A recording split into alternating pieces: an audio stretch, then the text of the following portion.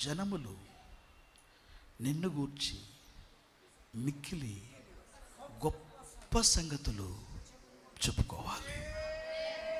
నా యేసయ్య ఉద్దేశం నేను ఎందుకు పిలిచాడో తెలుసా? నీ కుటుంబాన్ని ఎందుకు ఎంపిక చేసుకున్నాడో తెలుసా? నిన్ను గురించి పట్టణమంతటిలో జనులు మిక్కిలి గొప్పగా మాట్లాడుకోవాలి. నువ్వేమని ప్రార్థన చేయాలంటే, ఈ నెలలో నేను అలాంటి ఒక గొప్ప వాణిగా నన్ను మార్చయ్యా.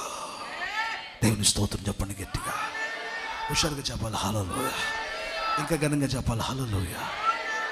వాక్యాన్ని వింటున్న వారులారా, నీలో నాలో రావాల్సిన వైరాగ్యం ఏంటంటే, ఒక సాధారణమైన జీవితాన్ని జీవించి నేను నా జీవితాన్ని ముగించడం కాదయ్యా, నా జీవితంలో ఏ సాక్షి రావాలంటే నన్ను గురించి ఒక మిక్కిలి గొప్ప సాక్ష్యము మాట్లాడబడాలి.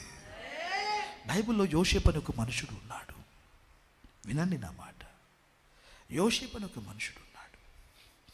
ఆ యోసేపు అనే మనిషిని దేవుడు ఎన్నుకున్నాడు. వినాలి నా మాటలు. లేఖనం మాట్లాడుతుంది, అతడు వెలివేయబడ్డాడు, సహోదరుల ద్వారా ద్వేషించబడ్డాడు, అతడు అమ్మబడ్డాడు, అతని మీద నిందలు ఎన్నో వచ్చినాయి, అతడు చెరసాల పాలయ్యాడు. అయితే లేఖనం మాట్లాడుతున్న సత్యం, ఒకరోజున రాజునకు కల వచ్చింది. కల భావమును ఎవరునూ చెప్పలేకపోతున్నారు. ఇతన్ని పిలిపించారు. నా మాటను గమనించాలి. ఇతను పిలిపించినప్పుడు రాజు కలను విని కల భావమును, దాన్ని ఎలా అడ్మినిస్ట్రేట్ చేయాలన్న ఆ జ్ఞానమును రాజుతో మాట్లాడాడు. వెంటనే రాజు ఏం చేశాడంటే, నీకంటే దేవతల ఆత్మ కలిగిన వాడు వేరెవరైనా ఉంటాడా అని చెప్పి అతనిని రాజు ఒక ప్రైమ్ మినిస్టర్ పొజిషన్కి హెచ్చించాడు. దేవుని స్తోత్రం కలుగును. మంచిగా చెప్పాలి హల్లెలూయా. వాస్తవానికి హెబ్రీలు అంటే ఐగుప్తులకి గిట్టదు. అంటరాని వాళ్ళలాగా చూస్తారు హెబ్రీల్ని. వినాలి, ఎట్లా చూస్తాడు? అంటరాని వారిలాగా చూస్తారు. వాళ్ళతో కూర్చోవటం కానీ, వాళ్ళ ప్రక్కన ఉండడం కానీ, వాళ్ళతో కలిసి భోజనం చేయడం కానీ, వాళ్ళ ఇళ్ళకి రానివ్వడం కానీ రానిచ్చేవాళ్ళు కాదు. ఐగుప్తులు హెబ్రీలు రానిచ్చేవాళ్ళు కాదు.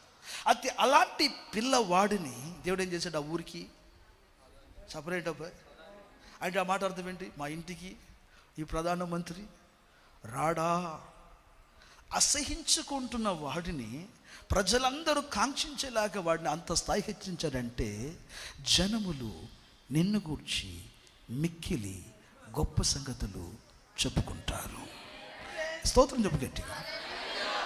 ఈరోజు మిమ్మల్ని ఏమని ఛాలెంజ్ చేస్తానంటే, ఒక సాధారణమైన మీడియోకర్ లైఫ్ జీవించొద్దు. ప్రభువుని అడగాలి. నేను బ్రతికి ఉన్నప్పుడు, ప్రభువా నా జీవితంలో ఇక మీదటి నుండి నన్ను గురించి జనులు మిక్కిలి గొప్ప కార్యాలు చెప్పుకోవడానికి నన్ను హెచ్చించవా ప్రభువా, నన్ను ఆశీర్వదించవా ప్రభువా, నన్ను అభిషేకించవా ప్రభువా అని నేను దేవుని అడగగలగలేస్తున్నావు. స్తోత్రం చెప్పండి, మంచి చెప్పాలి హల్లెలూయా.